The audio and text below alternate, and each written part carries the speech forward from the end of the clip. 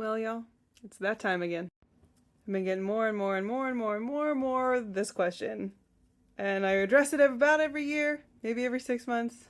So I guess it's time again. By the way, hi, my name is Keeley. I'm a Cuddle Therapist. Thank you for putting this question in the way that you did. Not everyone is as wonderfully respectful and asking something that everyone is genuinely curious about. So thank you for being really respectful, and it's very normal to ask this question. And y'all, erections happen. They do. They're really not a big deal. I've been doing this work for almost 10 years. Like, your body, anyone who has a body that does that, it's just doing what it's designed to do. The thing about it is we don't have to act on it. We don't have to do anything with it, about it.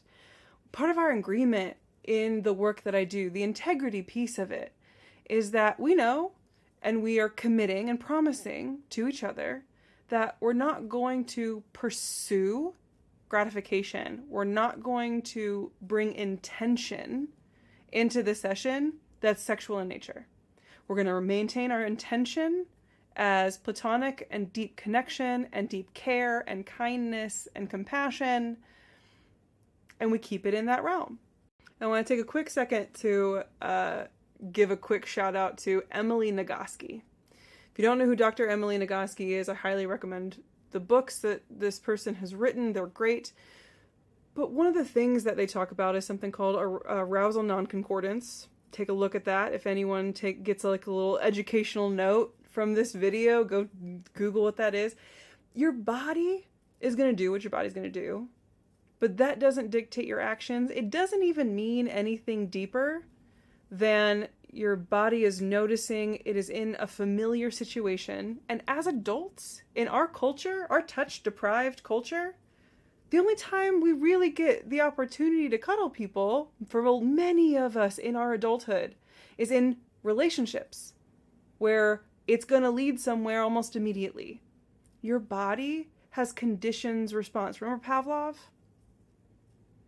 It's a conditioned response. It's a normal bodily function. If either person is uncomfortable, we simply adjust. That's it. No heaviness, no need for more worry or anxiety or stress. If either person is uncomfortable, we adjust. We do that if our arm falls asleep, right? Have you ever been in that moment where you're cuddling and your arm kind of falls asleep? Well, just adjust slightly so that you get the blood flow back to your arm and you're not sitting there with those pins and needles feeling, right? It doesn't have to mean anything. It doesn't have to mean anything odd or awkward. And also, if those feelings come, like a bit of the awkwardness or sometimes shame will come up, that's okay. We can sit there and be present for that emotion. That's some of the really good stuff about the therapy part of Cuddle Therapy. It's like, oh, something came up for you there. What's the emotion that's coming up around that? What's the nervousness? Can we make some space for it? Can we be kind and compassionate to it? I know it's not like the salacious answer most people want. I feel like I don't think the commenter wants this. That's not what I'm saying. But I feel like some people are gonna think that this is this big taboo thing, and it's gonna be a whole thing. And it's like just absolutely not an issue. Your body's just being. I wouldn't. My personal reaction to it wouldn't be any more severe if someone like had to pause for a moment to sneeze. Like, oh, excuse me, achoo, and then like we went back to cuddling. Like I wouldn't be upset with them because their body just did a thing that bodies do any more than if they got an erection in a session. Like, your body's just doing your body. Okay, I will stop there. Feel free to ask any questions about this. I am totally comfortable talking about it. I just talk about it a lot. And there's so many other really wonderful things to this work, but feel free to ask any additional questions, and thank you for this one.